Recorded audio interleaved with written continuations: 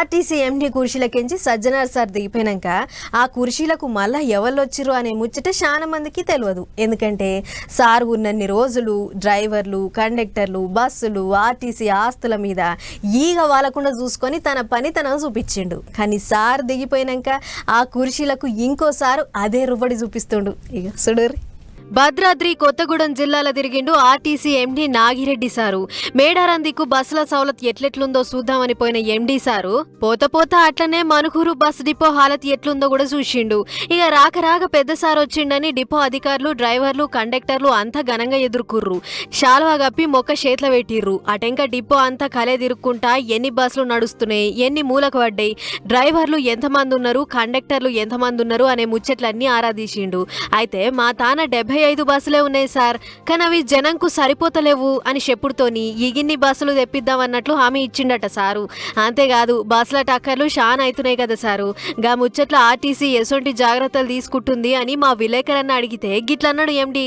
నా ఉద్దేశం ప్రకారం ప్రతి బస్సులో కూడా ఫస్ట్ ఎయిడ్ కిట్ ఒకటి, అదేవిధంగా ఏదైనా మంటలు వస్తే మంటలు ఆర్పేదానికి ఫైర్ ఎక్స్టింగ్విషర్స్ అంటారు కదా, అవి కూడా పెట్టిస్తున్నాము. అది ఆల్రెడీ ప్రొక్యూర్. మంచి ఆలోచనే. అట్లనే మహాలక్ష్మి పథకం వచ్చిన కాడ నుంచి ఆర్టీసీలో తిరిగేటోళ్ల సంఖ్య మస్తు పెరిగింది. అందులో ఎక్కువ మహిళలే బాగా వాడుకుంటుర్రు. దినం 60 లక్షల మంది తిరుగుతున్న ఆర్టీసీ బస్సులల్లా 175 మంది మహాలక్ష్ములే ఉంటుర్రంటే వాళ్ళకి పథకం ఎంత అక్కరికొచ్చిందో చూసుకోర్రి అని పూసగుచ్చిండు. అంతేకాదు ప్రయాణికుల డిమాండ్ను బట్టి అన్ని డిపోలకు కరెంటు బస్సులు ఇస్తామన్నాడు సారు.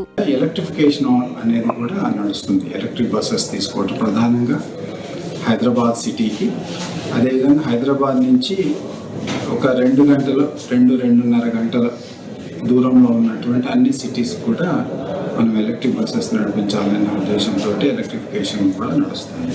దీంతో ఏంటంటే పొల్యూషన్ తక్కువ కావడం, పొల్యూషన్ అనేది తగ్గించడం, ప్రజలకు కూడా ఎలక్ట్రిక్ బస్సెస్ వల్ల బాగా ప్రయాణం సౌకర్యవంతంగా ఉంటుంది మన డీజిల్ బస్సెస్ తోటి పోలిస్తే.